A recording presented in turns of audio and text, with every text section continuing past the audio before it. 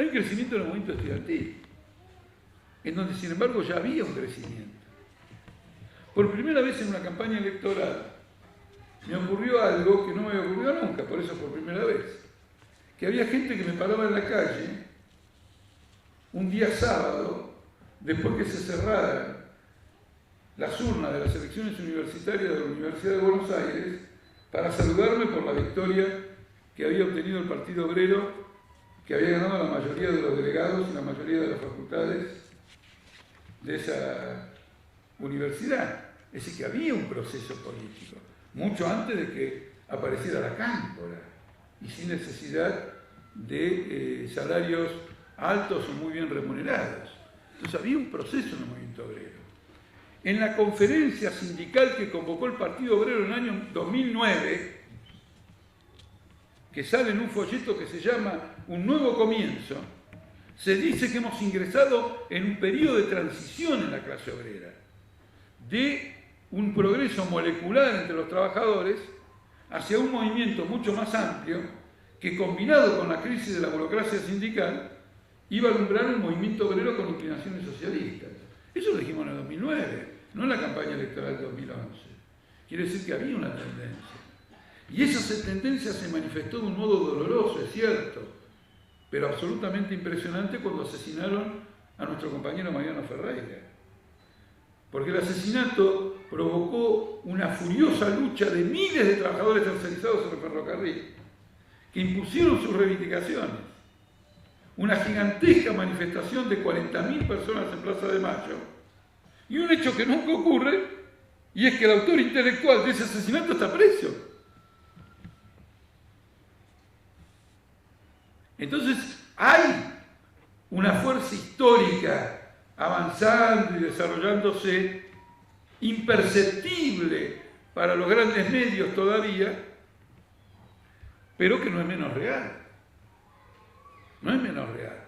Entonces, este desarrollo hay que tenerlo en cuenta. Por ejemplo, en el día de hoy, aproximándose las elecciones gráficas, en las cuales el Frente de Izquierda va con una lista común frente a la burocracia de Ongaro, me entero hace, ¿cuándo? A las 4 o 3 de la tarde, me entero que para las elecciones, esta lista que hemos formado en el sindicato gráfico ha reunido 300 fiscales.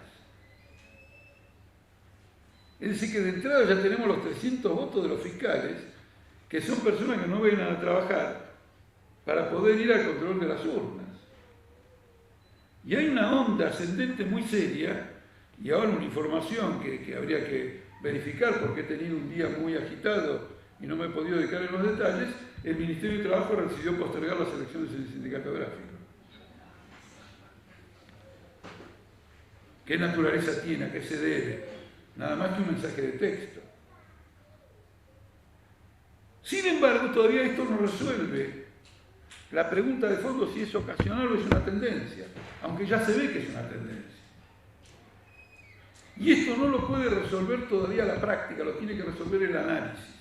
Y el análisis es que si la izquierda crece de esta manera, consistentemente, en el marco de una bancarrota capitalista, está claro que se ha abierto un periodo de ascenso de la izquierda.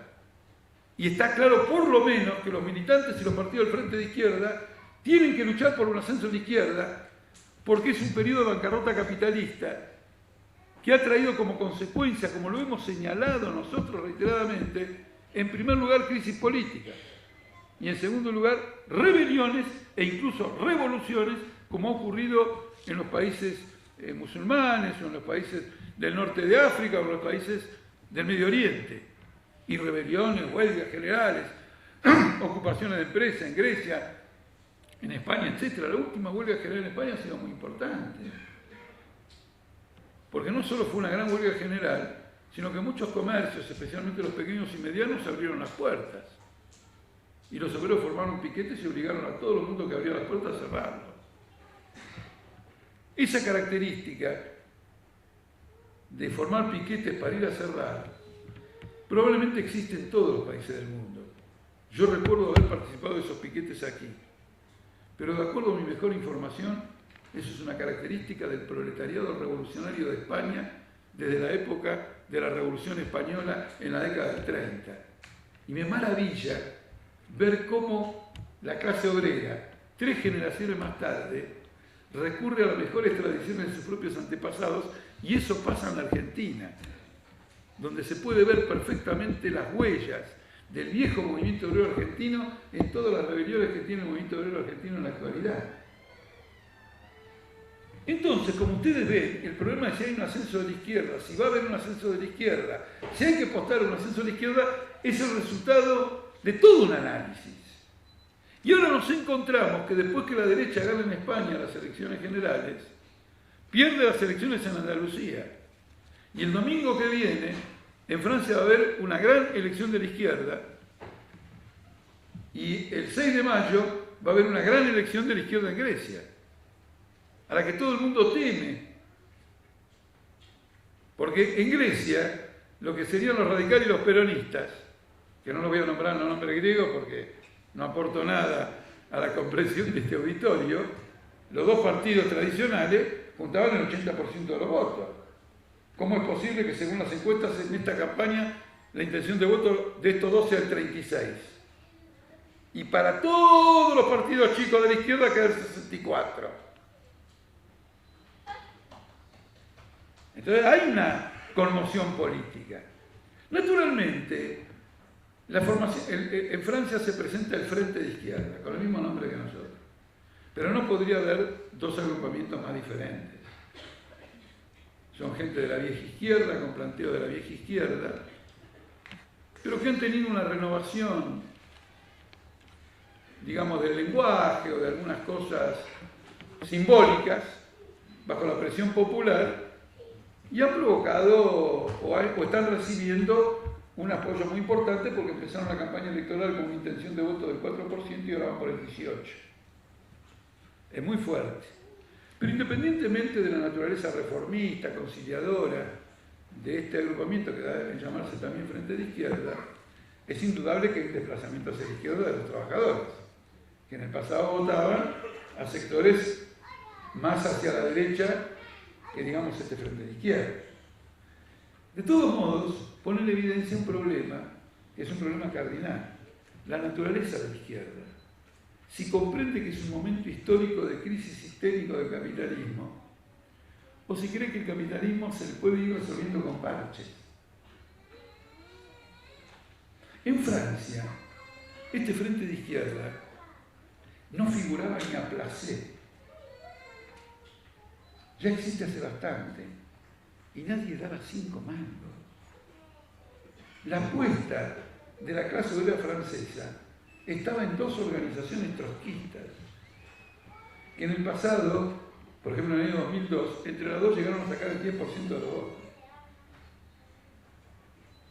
Y estas 2 organizaciones trotskistas, una por sectarismo y la otra por un oportunismo violento, se encuentran en estado de desintegración. Y el lugar de ellas ha sido ocupado por un frente de izquierda de características conciliadoras, reformistas, de viejos políticos. Es decir, la crisis capitalista, las rebeliones populares, nos ofrecen la oportunidad de un crecimiento ilimitado, a condición de que seamos conscientes de nuestras propias contradicciones y de nuestras propias limitaciones. Hoy el principal enemigo de un partido revolucionario es el propio partido revolucionario. Entiéndase bien, no es que declaro que el Partido Obrero sea el enemigo del Partido Obrero, ni el Frente de Izquierda sea el enemigo del Frente de Izquierda. Lo que estoy diciendo como limitaciones o contradicciones es el desafío de la comprensión del momento histórico que hay. ¿O no es León Trotsky que dice que si Lenin no hubiera llegado a Rusia en 1917 no hubiera habido revolución rusa? ¿Por qué lo dice? Porque en la comprensión de León Trotsky, las contradicciones del partido bolchevique lo inhabilitaban para la toma del poder. Y en la presencia de Lenin, interviniendo en esas contradicciones, la que lo capacita. Porque el Frente de Izquierda del Partido Obrero y cualquier partido revolucionario no es una tarjeta de invitación, es un organismo vivo que sufre las presiones de la sociedad, los ataques de los adversarios, la chicana de la cámpora, la represión, los despidos, la desmoralización que provocan algunas derrotas. Y bajo ese tipo de presiones se sacan conclusiones equivocadas, impresionistas del momento, lo que debilita un trabajo sistemático y constante que, para que sea tal, debe basarse en una caracterización del conjunto de la situación. ¿No es cierto? El tema del sectarismo, el tema del oportunismo. Entonces es un desafío político. El ascenso de la izquierda se va a producir, y me refiero al ascenso de la izquierda revolucionaria, en un constante desafío político por desarrollar y aplicar el programa que corresponde a una revolución socialista. Y ese es el punto, es el problema del programa, que va a ser una de las grandes discusiones del Congreso del Partido Obrero. Les cuento una anécdota. Se hizo una muy interesante escuela política de la juventud de la capital y del Gran Buenos Aires en el verano.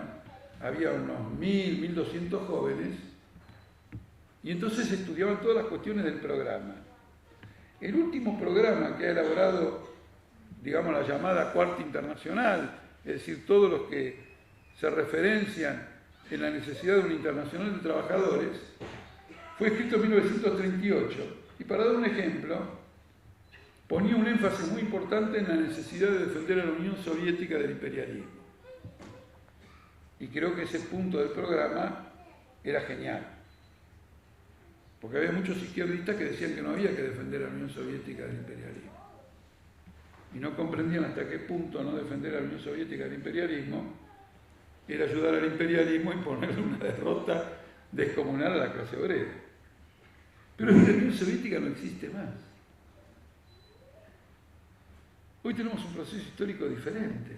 Tenemos que tener un programa para este proceso histórico. Y acá les voy a señalar un desafío, que al principio les va a poner la piel de gallina. Había un conjunto de países donde toda la propiedad estaba estatizada. Y hoy esos países están en plena restauración capitalista. ¿Eso está claro o no? En la ex Rusia, en la ex Unión Soviética, en China, incluso en Cuba. Si viene ahora un derechista neoliberal, cruza esa puerta y dice: callate, Altamira, ¿qué crisis del capitalismo? La crisis de ustedes, que tenían varios países con revoluciones victoriosas, está bien, degenerados, deformados, etc., y ahora son todos nuestros. Después que lo hemos conquistado a todos ustedes, vos me venís con la crisis del capitalismo. ¿Qué crisis del capitalismo? La crisis de ustedes. ¿Qué ascenso de la izquierda? Si efectivamente la crisis de ustedes, los problemas que nosotros podemos tener con Repsol, con esto y lo otro, lo vamos a resolver porque hace 400 años que dominamos y hemos tenido problemas 400 años y de una forma u otra, más pacífica, más sanguinaria, más brutal, con más tortura, más crímenes o lo que fuere, de alguna manera lo resolvimos. ¿Se entiende esto? Ustedes ven que yo coloco los problemas hasta el riñón. Duele como coloco los problemas. Entonces acá viene la cuestión fundamental. Esta bancarrota capitalista es importante porque al mismo tiempo está cuestionando los procesos de restauración capitalista en las naciones que en alguna época tuvieron una revolución victoriosa. Y los cuestiona bajo la forma de rebeliones campesinas y rebeliones obreras en China. Porque un proceso de restauración capitalista no es un proceso de una semana, es un proceso de décadas. Y este proceso, que tiene 2 décadas,